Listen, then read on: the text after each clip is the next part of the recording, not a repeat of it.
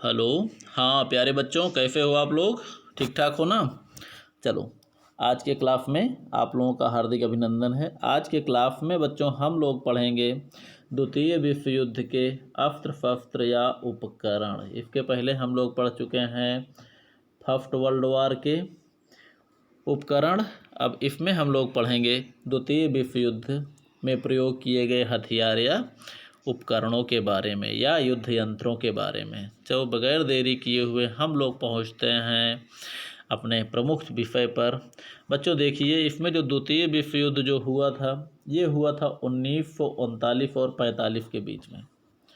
ठीक है बच्चों, किसके बीच में? मित्र राष्ट्र और धुरी राष्ट्र के बीच में। मित्र राष्ट्र में कौन कौन से थे? Britain, France, Australia, Canada, New Zealand, Bharat, Soviet संघ, चीन और अमेरिका। बच्चों, भारत इस युद्ध में भाग लिया था, लेकिन ब्रिटेन का उपनिवेश था। ब्रिटेन की तरफ से मजबूरी थी भारत की। धुरी राष्ट्रों में जर्मनी, जापान और इटली। ठीक है बच्चों, इसमें देखा जाए तो अमेरिका जो था, अमेरिका 1941 में युद्ध भूमि में प्रवेश किया। कब युद्ध भूमि में प्रवेश किया? 1941 में। 1941 में एक ऐसी घटना घटी जिसके कारण अमेरिका को कूदना पड़ा। उसके पहले अमेरिका क्या करता था? वो ब्रिटेन को सहयोग तो देता था, लेकिन बैकडोर से खुलकर युद्ध वो नहीं करता था, ना ही खुलकर युद्ध में वो आया। लेकिन चूँकि जर्मनी, जापान और इटली जो है, जो कि धुरी राष्ट्रों के केंद्र थे, पता तो था ही इन सबको कि अमेरिका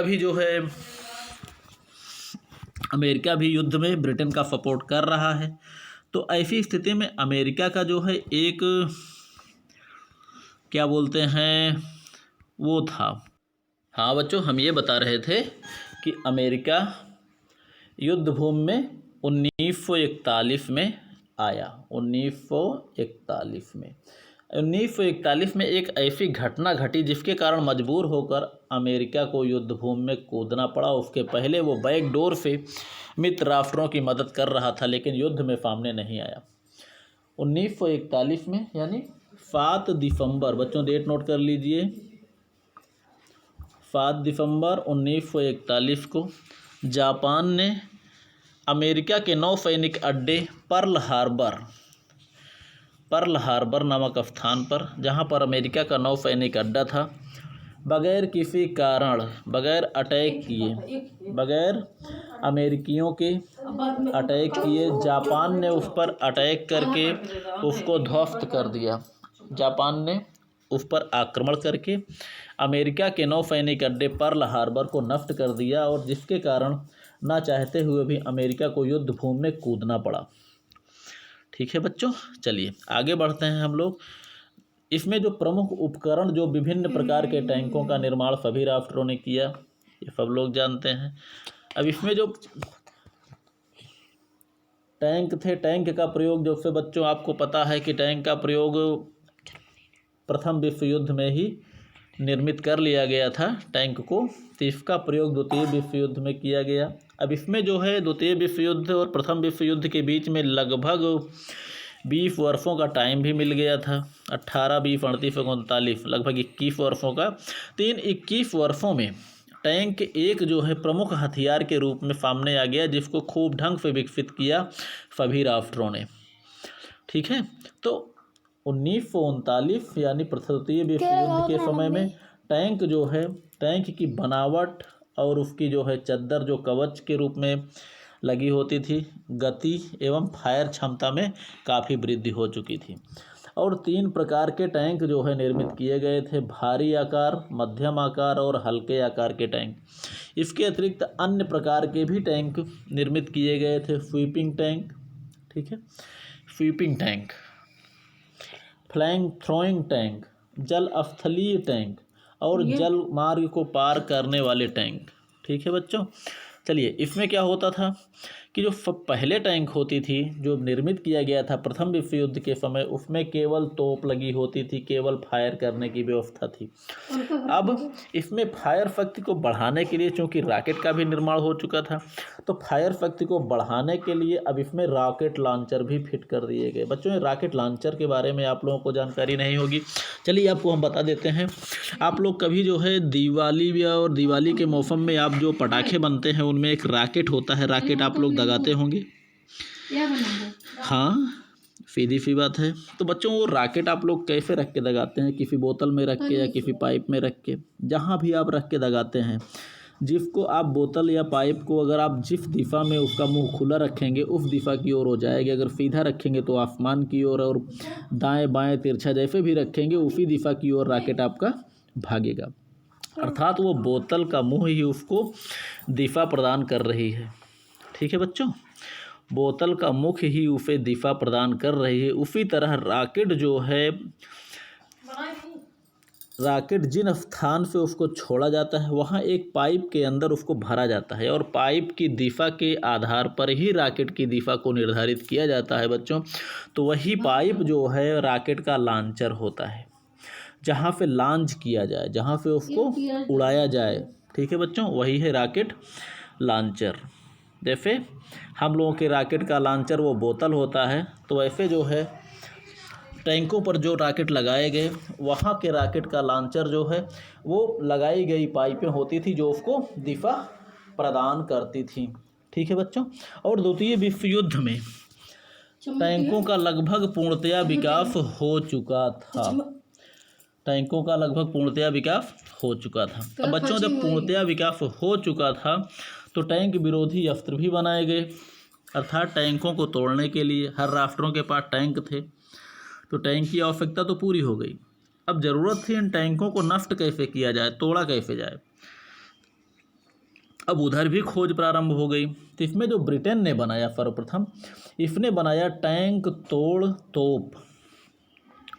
इसमें सबसे पहले इसने 2 पाउंड गोले फेंकने वाली एक तोप का निर्माण किया, जो कि सफल नहीं हुआ। अर्थात 2 पाउंड का गोला उनका तोप को, टैंक को तोड़ने में सफल नहीं हुआ, अर्थात नहीं तोड़ पाया।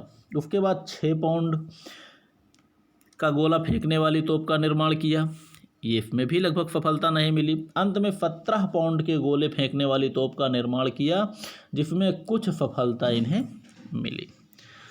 और देखते हैं बच्चों, जर्मनी ने क्या किया।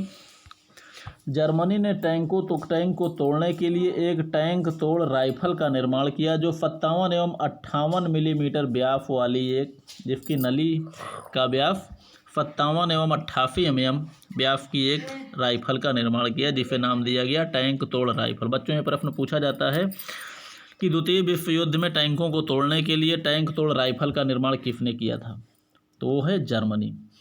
और यह राइफल जो इतनी कारगर थी कि मोटे चादर के टैंकों को भी तोड़ने में समर्थ थी, अर्थात काफ़ी हद तक ये भी सफल थी। इसके बाद पुनः ब्रिटेन ने जो है 5.5 इंच व्यास वाली एक बोयाज राइफल का निर्माण किया। एक राइफल का निर्माण किया टैंकों को तोड़ने के लिए, जिसका नाम था बोयाज। बहुत ही महत्वपूर्ण प्रश्न बच्चों पूछा जाता है, बोयाज राइफल का निर्माण किसने किया, या ब्रिटेन ने बोयाज राइफल का निर्माण किस लिए किया।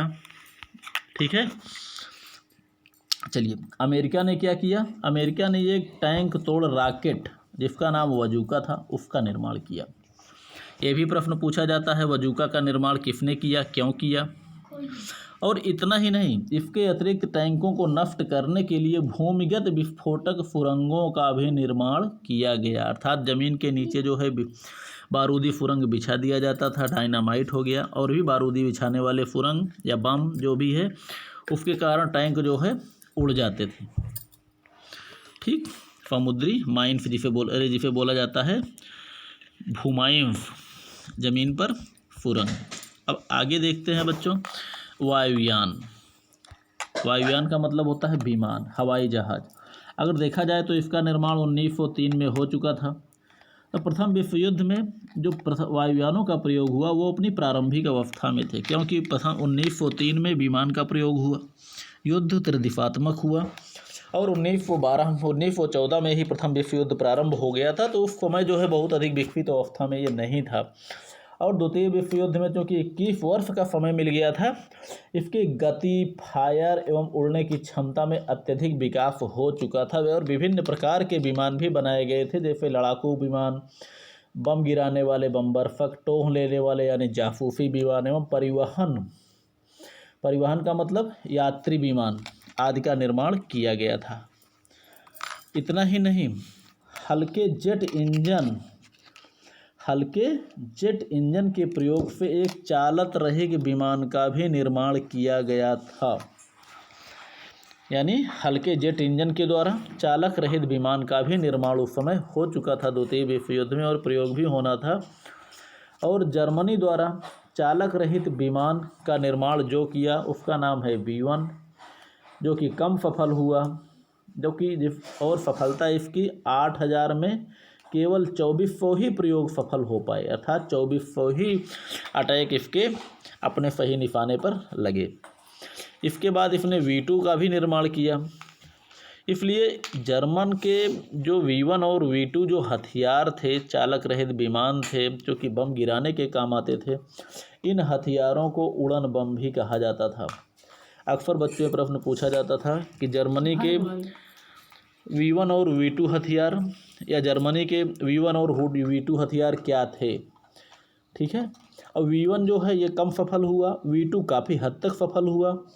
इसलिए V2 को क्या कहा जाता है, जर्मन लॉन्ग रेंज रॉकेट। बच्चों ये रॉकेट वही है जो उड़ता हुआ बम के रूप में प्रयोग किया जाता था, जो कि काफ़ी हद तक ये सफल होता था। चलिए आगे बढ़ते हैं। जब वायुयान बन गया, अब विमान जब बन गया बच्चों, तो विमान के साथ साथ विमान भेदी हथियार भी बनाना जरूरी था। ठीक है, इसे बोलते हैं चिर सामरिक तत्व, अर्थात एक जब हथियार बनता है तो तुरंत उसके विरोधी हथियार भी बनने शुरू हो जाते हैं। ठीक है, चलिए आगे बढ़ते हैं हम लोग। अब जब ये विमान बन गए, विमानों से भारी तबाही, जब ये V1 और V2 जो इसके उड़न बम बने, इनसे जब ज़्यादा तबाही होने लगी तो प्रतिरोधक अस्त्र को भी निर्मित किया गया, और इसमें जो पहला अस्त्र बनाया गया वो है विमान भेदी तोप। विमान भेदी यानी विमान को गिराने के लिए अनेक प्रकार की तोपों का निर्माण किया गया, जिसकी विशेषताएं क्या होती थी। इनकी विशेषताएं ये होती थी कि